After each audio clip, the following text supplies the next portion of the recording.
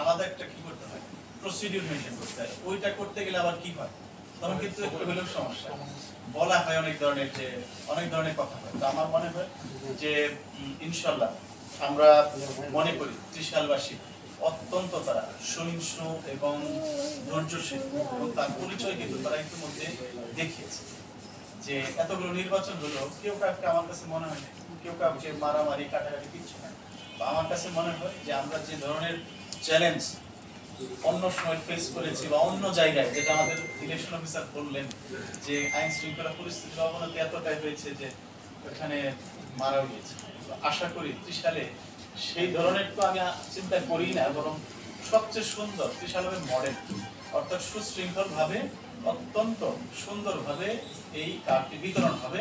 কারণ ইতিমধ্যে আমাদের এমপি মহোদয় নির্দেশনা দিয়েছেন, মতামত দিয়েছেন, এই ক্ষেত্রে যাদের সবচেয়ে গুরুত্বপূর্ণ ভূমিকা পালন করবে এখানে যারা আছেন সবাই, তার মধ্যে বিশেষ করে সাংবাদিক ভাই, তাদের হয়তো বক্তব্যে অনেকে বলতে পারেন নাই, আমরা সুযোগ দিতে পারি নাই। প্রচারণাটা করতে হবে ব্যাপকভাবে, কারণ আমরা অনেকে এখানে আছি চাকরির কারণে, বিভিন্ন কারণে বাইরে আছি, তাদের কাছে কিন্তু পৌঁছাইতে হবে যে এই সময় আপনাদের এই স্মার্ট কার্ডটা দেওয়া হবে। আর ইউনিয়ন পরিষদের চেয়ারম্যান সহ যারা আছেন তাদেরকে ওইটা ব্যাপক প্রচারের ব্যবস্থা করতে হবে, না হলে কি হবে, এক একদিন এক একজন চলে আসবে, খুব বিশৃঙ্খল।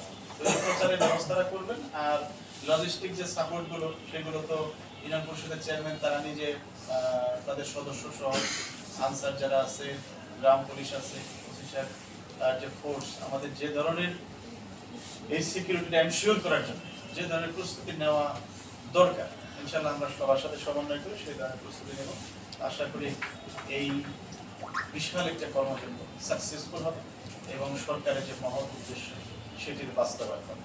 আমি আর বেশি কথা না বলি, এর মধ্যে আমি মধ্যে স্যারের সাথে শেয়ার করেছি। আপনারা জানেন যে ভূমি সেবা সপ্তাহ, আমি দুইটা দাওয়াত দিয়ে নিই, ভূমি সেবা সপ্তাহ শুরু হবে। আমরা আগামীকাল